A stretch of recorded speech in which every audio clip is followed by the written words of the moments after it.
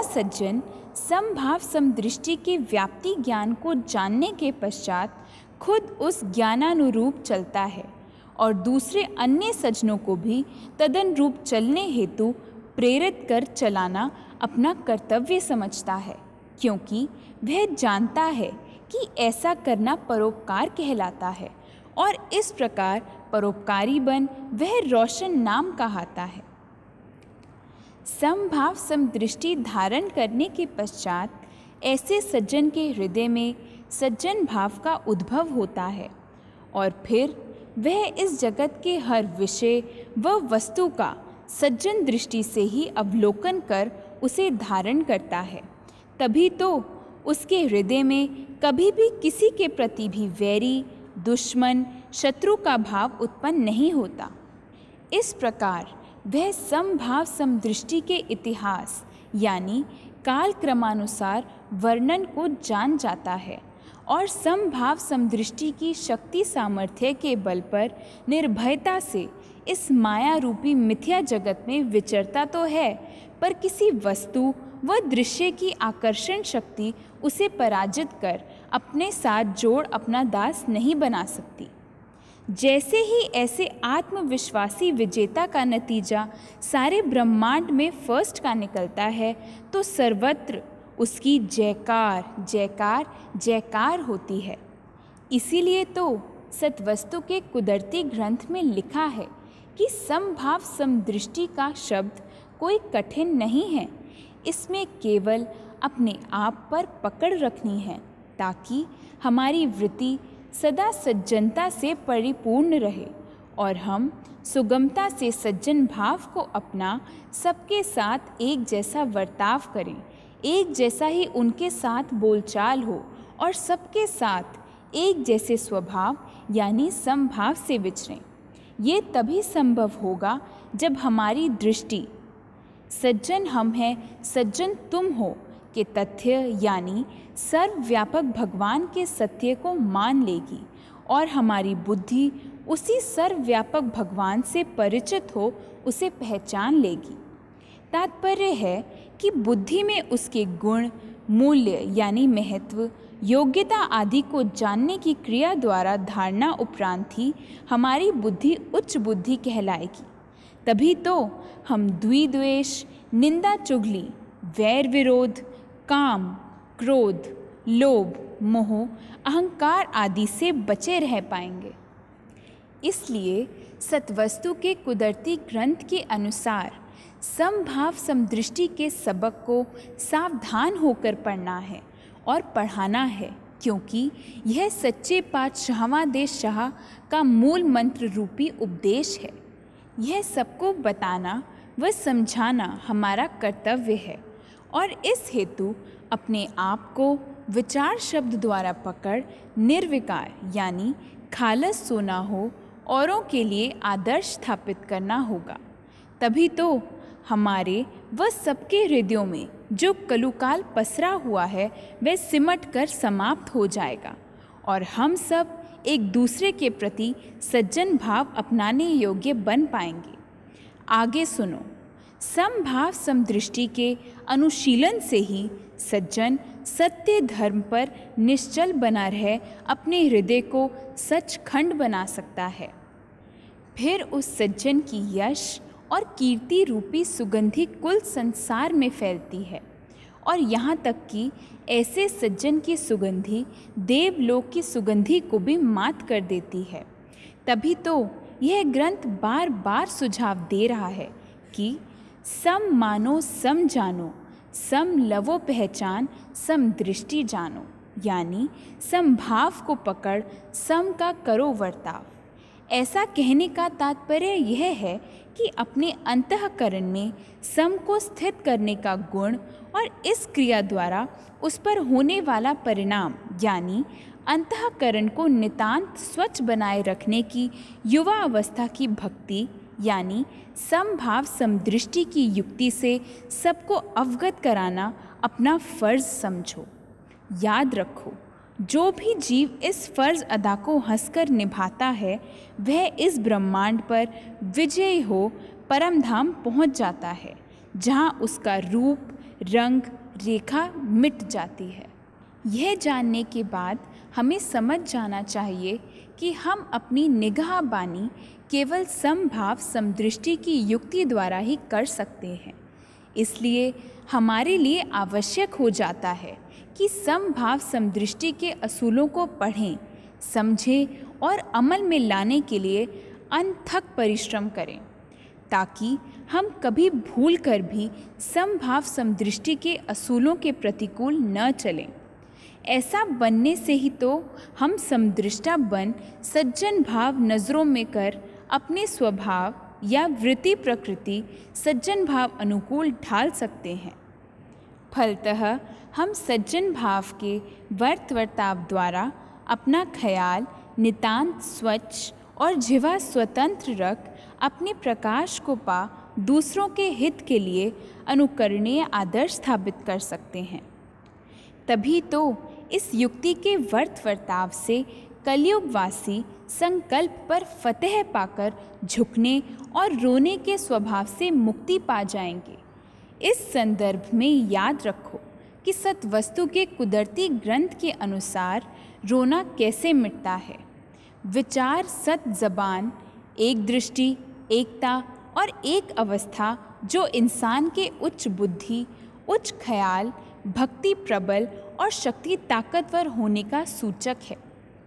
समभाव समदृष्टि का जीवनोपयोगी महत्व देखते हुए सभी को सुझाव है कि हम इसी शास्त्र प्रणाली को अपना हृदय समर्पित कर दें, ताकि कोई भी अन्य आंतरिक व बाह्य प्रभाव कदापि उसकी निर्मलता को भंग न कर सकें।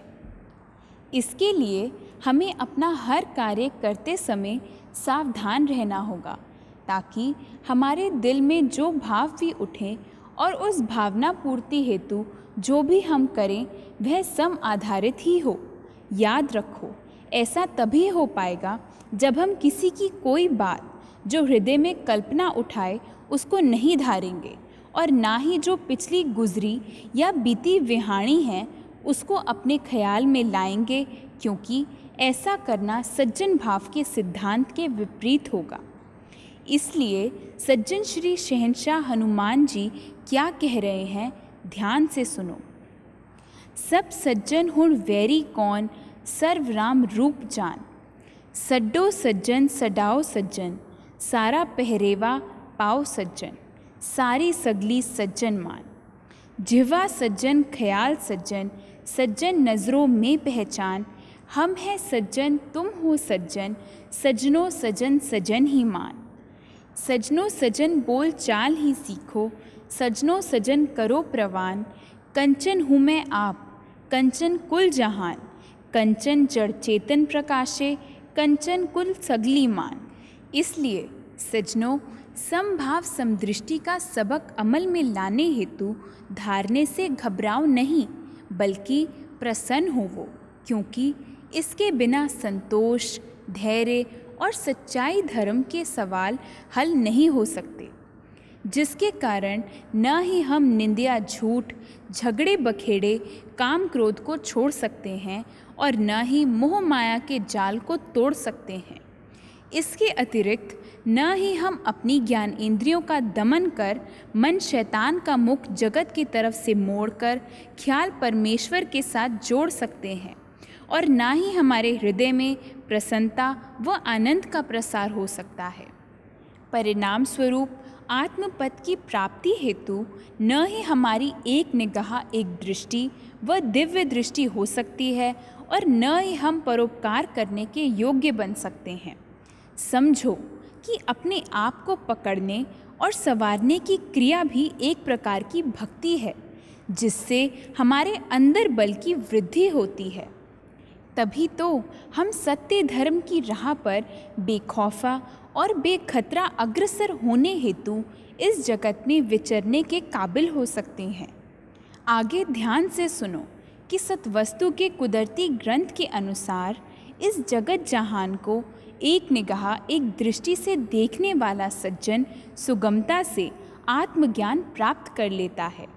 जो सज्जन समभाव समदृष्टि पर परिपक्व रहता है वह बगैर किसी कठिनाई व खेचल के त्रिकालदर्शी हो जाता है, यानी उससे जो गुजर गई, जो इस वक्त और जो आने वाली, उसका ज्ञान हो जाता है। ऐसा होना उसकी बुद्धि के प्रकाशित होने का सूचक है। फिर जो सज्जन समभाव समदृष्टि के अनुशीलन द्वारा अपने असलियत स्वरूप को पहचान जाता है, वही परम पद प्राप्त कर अपना नाम रोशन कर लेता है।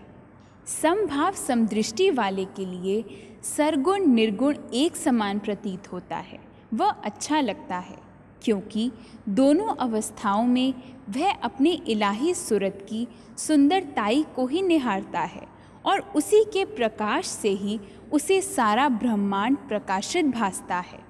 कहने का मतलब यह है कि वह आत्मा परमात्मा अभेद है, वह एक है, इस सत्य को जान जाता है।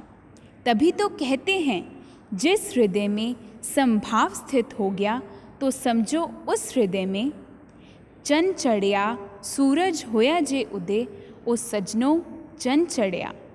चन चढ़िया कुल आलम देखे, संभाव दी हो सवे फतेह, ओ सजनो चन चढ़िया। श्री साजन जी के मुख के शब्द।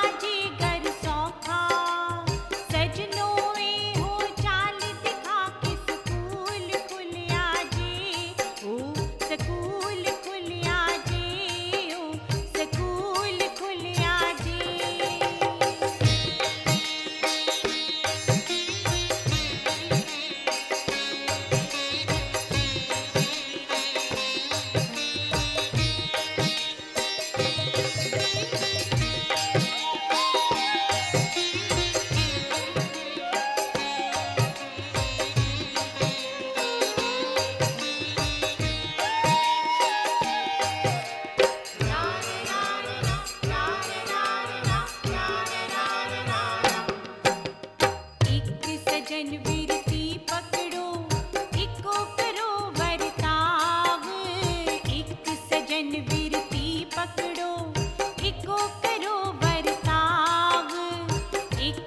बोल चाल, एक स्वभाव दिखा के स्कूल खुलिया जी हो, स्कूल खुलिया जी हो, स्कूल खुलिया जी।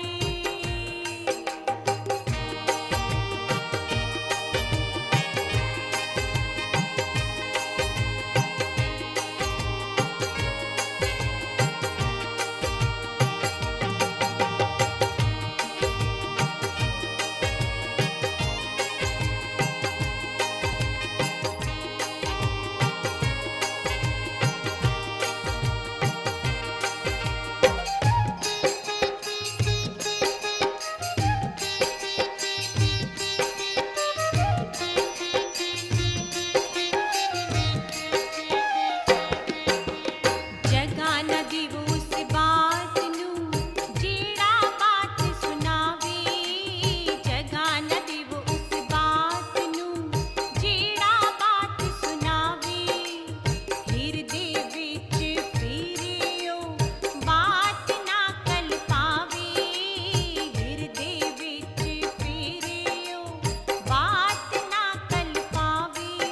सहेलियों में बैठ के ना ओ चुगली लावे, स्कूल खुलिया जी हो, स्कूल खुलिया जी हो, स्कूल खुलिया जी।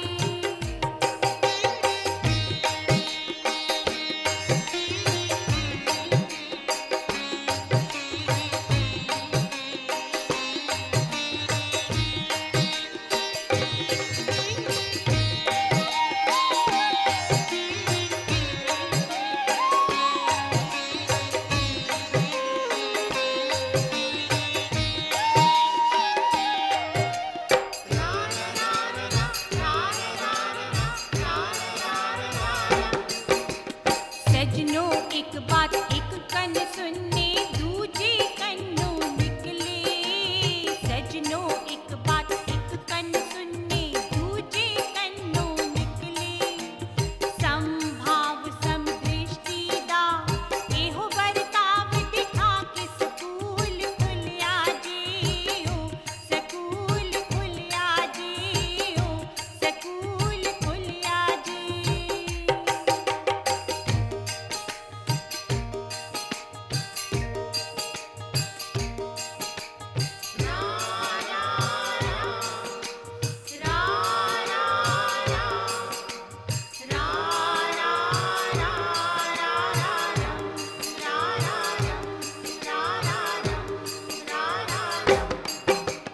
सज्जन हम हैं सज्जन तुम हो, सज्जन दृष्टि मान लवो, सज्जन हम हैं सज्जन तुम हो, सज्जन दृष्टि मान लवो। सज्जन मानो सज्जन जानो, सज्जन बुद्धि पहचान लवो, सज्जन मानो सज्जन जानो, सज्जन बुद्धि पहचान लवो, सज्जन बुद्धि पहचानो। स्कूल खुलिया जी हो, स्कूल खुलिया जी हो, स्कूल खुलिया जी। संभाव समदृष्टि दा स्कूल खुलिया जी हो, स्कूल खुलिया जी हो, स्कूल खुलिया जी। संभाव समदृष्टि दा स्कूल खुलिया जी हो, स्कूल खुलिया जी हो, स्कूल खुलिया जी हो, स्कूल खुलिया जी हो, स्कूल खुलिया जी हो, स्कूल खुलिया जी हो, स्कूल खुलिया जी हो, स्कूल खुलिया जी हो, स्कूल खुलिया जी हो, स्कूल खुलिया जी हो, स्कूल खुलिया जी। सभी सज्जनों को जय सीताराम जी। समभाव की परिभाषा। समभाव यानी सम जमा भाव। सम अर्थात समान, समस्त। अभिन्न अर्थात एक ही वही। निष्पक्ष, तटस्थ, सद्गुण संपन्न, ईमानदार, सामान्य, यथार्थ, समान वृत्ति, समानता, उत्तम स्थिति। भाव अर्थात होने की क्रिया, सत्ता, अस्तित्व, मन में उत्पन्न होने वाली प्रवृत्ति, विचार, ख्याल, स्वभाव, अंतःकरण में छिपी हुई कोई गूढ़ इच्छा, अभिप्राय, किसी पदार्थ का धर्म या गुण, बुद्धि का वह गुण जिसमें धर्म, अधर्म, ज्ञान, अज्ञान आदि का पता चलता है। समभाव शब्द का अर्थ है समान प्रकृति या भाव वाला, जो सदा समान रहता हो, जो पूरा व सब कुछ यानी समस्त हो, जो पूर्ण हो व मजबूत हो, जो नष्ट अथवा विचलित ना हो सके यानी प्रगाढ़ व स्थायी हो, जो कभी विभाजित ना हो सके, जो निष्पक्ष हो, जो ईमानदार यानी सद्गुण संपन्न, सत्यनिष्ठ, व्यवहार का सच्चा हो व सबका विश्वास पात्र हो, जो सदा एक रस रहे आदि। इसलिए ख्याल का सम अवस्था यानी एक ही स्थान पर बने रहना या होना उसकी उत्तम स्थिति कहलाती है। तभी तो कहते हैं, ख्याल जदों अपने घर विच रावे, तदों जीव विश्राम न पावे। समदृष्टि। समदृष्टि शब्द का अर्थ है ऐसी दृष्टि जो सब अवस्थाओं और पदार्थों को देखते समय समान रहे। सार रूप में सत्वस्तु के कुदरती ग्रंथ में वर्णित युवावस्था की भक्ति अर्थात समभाव समदृष्टि की युक्ति के अनुशीलन से एक व्यक्ति को निम्नलिखित उपलब्धियां प्राप्त होती हैं। पहली, वह इस तथ्य कि विचार ईश्वर आपनुमान की सत्यता को स्वीकार अपना असलियत स्वरूप है जे ब्रह्म जैंदा रूप रेखा नहीं रंग में स्थित रहे, इस जगत में निर्लिप्त विचरता है। दूसरी, वह जो प्रकाश अपने मन मंदिर में देखता है, वही प्रकाश सारे जग अंदर रग रग, जंचर, बंचर, जड़ चेतन, हद हद, सप्तद्वीप, गगन मंडल, भूमंडल, पब पब, आद अंत, सूरज चंद, सर्व सर्वज्ञ, निर्वाण, जगत जितेंद्र और घट घट में देखता है। तभी तो उस जितेंद्रिय की इंद्रियां सदा शांत रहती हैं और वह समवृत्ति वाला कहलाता है और जान जाता है कि ईश्वर है जे अजप्पा जाप। वह इसे आसान, सुखदाई और विजय का रास्ता मानता है। तीसरी, वह उनको अविचारी या अविवेकी मानता है जो अपने असलियत स्वरूप का बोध न होने के कारण ईश्वर को अपने आप से भिन्न मान कुल दुनिया को ही सब कुछ मानते हैं, क्योंकि वह जानता है कि यह कवलड़ा यानी अति दुर्गम रास्ता है जिसे जानना या जिस पर चलकर अपने लक्ष्य तक पहुंचना कठिन है। वह जानता है कि इस विचारधारा पर चलने वाले को इस संसार में ठोकरों के अतिरिक्त कुछ और प्राप्त नहीं होता, इसलिए वह इसे हार का रास्ता मानता है। चौथी, वह इस सत्य को जान जाता है कि मूल मंत्र यानी उसकी अपनी ही ब्रह्म सत्ता है शब्द गुरु, और फिर उसी सत्य को प्रवान करते हुए उस महान सत्ता को ग्रहण करने के उपरांत वह जान जाता है कि मैं खुद ही भगवान हूँ। इस सत्य को जानने के पश्चात वह कह उठता है कि शब्द है गुरु, शरीर नहीं है, और फिर वो ना ही अपने शरीर की ना ही किसी अन्य शरीर की पूजा मानता करता व करवाता है। पांचवीं, उसे अपनी पहचान यह जना देती है कि कोने कोने, डाली डाली, हर अंदर वही ब्रह्म सत्ता व्याप्त है। फिर उस ब्रह्म सत्ता को जैसे ही वह ग्रहण करता है, तो उसे आत्मिक ज्ञान प्राप्त हो जाता है। तदुपरांत ब्रह्म सत्ता के हाजरा हजूर होने का भान होते ही सुरत शब्द की मध्यस्थ दूरी यानी दो होने का भ्रम समाप्त हो जाता है। छठी, वह अपने प्रकाश में अटल हो यह सत्य जान जाता है कि वह अजन्मा है और उसकी आत्मा अमर है, यानी ना जन्म में है, न मरण में है, न रोग में है, न सोग में है, न खुशी में है, न गमी में है, न मान में है, न अपमान में है, न अमीरी में है, न गरीबी में है। वह अमीरों का भी अमीर है। फिर वह एकात्मा होकर देखता है कि सर्व वही ब्रह्म ही ब्रह्म है और जान जाता है कि ब्रह्म विशेष भी है, निर्लेप भी है और रूप रंग रेखा से बाहर है। इसलिए वह हर हालत में सदा एक रस रहता है।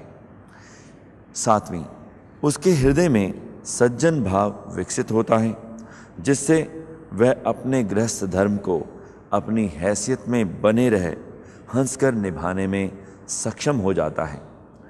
आठवीं, वह मन वचन कर्म द्वारा सज्जन भाव का वर्ताव करने का महत्व जान जाता है और तदनुरूप अपनी जिह्वा स्वतंत्र, संकल्प स्वच्छ रख और एक निगाह एक दृष्टि दिखा अपने आप को कदम कदम पर विचार के साथ पकड़ते हुए खालस होना हो जाता है। यहाँ ना तो बाकी कोई संकल्प रहता है और ना ही मौत का भय। तभी तो वह पराक्रमी दिव्य दृष्टि प्राप्त कर परोपकार करता हुआ मृत लोक को जीत लेता है और रोशन हो जाता है। नौवीं, वह जान जाता है कि ब्रह्म स्वरूप जो है अपना आप के साथ नयन अर्थात ध्यान जोड़ने से अफुर अवस्था द्वारा ही उसका रोना झुकना समाप्त हो सकता है और वह प्रसन्नचित्त सदा आनंदमय बना रह सकता है। वह जान जाता है कि सत्य चानना है और झूठ अंधेरा है, इसलिए वह सत्य निष्ठा द्वारा परिवार व कुल संसार को सत्य के रास्ते पर चलना सिखाता है। 10वीं, वह जान जाता है कि सत्य चानना है और झूठ अंधेरा है, इसलिए वह सत्य निष्ठा द्वारा परिवार व कुल संसार को सत्य के रास्ते पर चलना सिखाता है। 11वीं, वह जान जाता है कि धर्म का रास्ता विजय पथ है, इसलिए वह इस रास्ते पर सदैव धर्मपरायण बने रहने के लिए तन मन धन वारने से भी नहीं सकुचाता। फिर वह सभी को अधर्म का रास्ता छुड़वाने हेतु परोपकार में जुट जाता है। इस प्रकार वह अपना गृहस्थ धर्म ठीक निभाते हुए रुड़ते हुओं को पकड़ लेता है, गिरते हुओं को खड़ा कर देता है, रोते हुओं को हंसा देता है, सोए हुओं को जगा देता है और कुरसते पड़े हुओं को रास्ते पर ले आता है। भक्ति शक्ति धारण करने व यश कीर्ति प्राप्त करने हेतु वह सभी को धर्म क्या है इस प्रकार बताता है। निष्काम रास्ता कामना से रहित, ताकि वे भी सच्चाई धर्म की राह पर चलना सहजता से स्वीकार लें। 12वीं, वह जान जाता है कि सज्जन भाव सबके साथ अच्छा प्रिय तथा उचित व्यवहार करने की क्रिया है व एक भला आदमी होने का प्रतीक है। सज्जन भाव से ओतप्रोत होने के कारण वह ही अपने अच्छे स्वभाव द्वारा उपकार अथवा औरों का हित करने में सक्षम होता है, इसलिए वह सज्जन ही कुल चानना व कुल दीपक कहलाता है।